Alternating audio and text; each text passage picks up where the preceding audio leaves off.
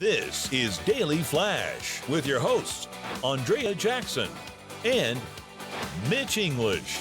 Trending news and entertainment. This is Daily Flash. Hi, everyone. I'm Andrea Jackson. And I'm Matt Doolittle in for Mitch English, who is finally off getting that transplant. I mean, I'm so happy for him. He finally found his inner self.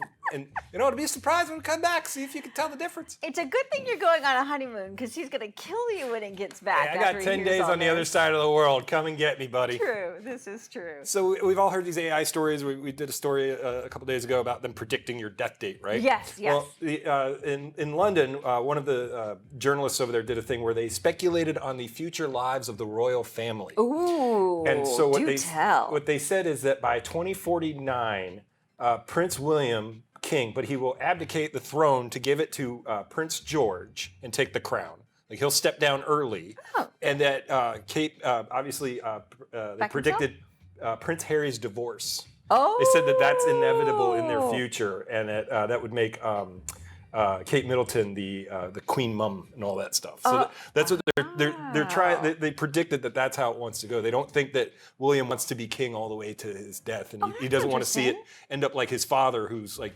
he's going to get like 3 years on the throne and be done. Like, right, he waited like 70 years for this, and now he finally gets it, and he's like, "Come on, Mom, kick the bucket over here. Let me have some time." Yeah, I don't think the Meghan Markle-Harry thing's going to last. It can't. Yeah. That guy had a great life before she got in there and did all the meddling and made him move to Beverly Hills. Did you see that South Park episode where they made fun? We want our privacy, and they moved down the street from Oprah in L.A. Right. Like you want privacy? Move to Montana. Their worldwide privacy tour. Yeah, worldwide privacy. We want our privacy, but I'm gonna write a book about everything, buddy. Like those two. The whole thing made no sense. Like, why would you give up the role? You don't have to do anything. I know, you get a bunch of money to show up and do this. Yeah. You just have to follow a simple set of rules, which I'm sure they're not that simple. I'm sure it's insane. I'm sure it's just so restrictive. He was the party one anyway. He was in Vegas running around naked. And I'd be doing the same thing if you're like, I'm not going to be king. What do I care?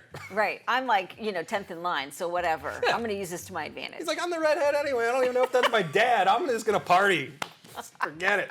Well, a sister says she saw her brother's face for the first time after his death. It was transplanted onto someone else. That's crazy. 60 Minutes Australia covered the story about Richard Norris, who was severely disfigured following an accident in 1997. He was only 22 years old at the time. Now, 15 years later, he was given a second chance after a family in Baltimore donated their 21-year-old son's face after he was run over by a car. The family heard about Norris and wanted to help carry out the first ever full face transplant. 3 years after the operation, Richard met the family. Wow. It doesn't look bad, and I'm glad they got to a point where these look, they help. I mean, I don't know what he looked like before, so obviously this is an improvement. But that would just be weird. Like if my dad came around the corner, and be like, God, no. I know.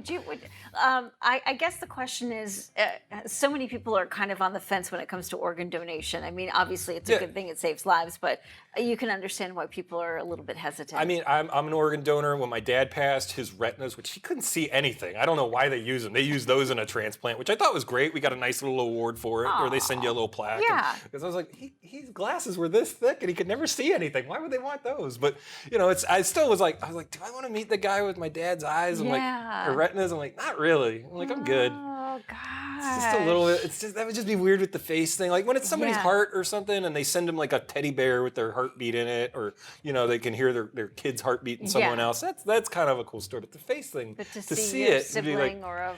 It's different for sure. Actor Nicolas Cage said his earliest memory was being inside his mother's womb. While most of us only have a hazy recollection of our time as a baby or a toddler, the actor claims his memory goes back way further. Hard to believe, but Cage thinks his first ever memory was actually being in utero just before he was even born. He recalled the moment while talking to Stephen Colbert. In other bizarre Nick Cage news, the actor spent a lot of his formative years believing he was an extraterrestrial and was actually shocked to find out that he was just a normal human being. In an interview in 2022, Cage explained that his father felt like he had to introduce himself to him because Nick was such an alien. There's never a dull moment. He went through this period too. They did a documentary on it where he thought he was John Travolta. And he was running around. Did you see that? Face Off? Face Off, yes. They did a documentary. It was kind of like that last story. He mixed it together. He thought he was John Travolta for a little while there. Oh, goodness. We'd love to hear from you. Let us know your thoughts. dailyflashshow.com.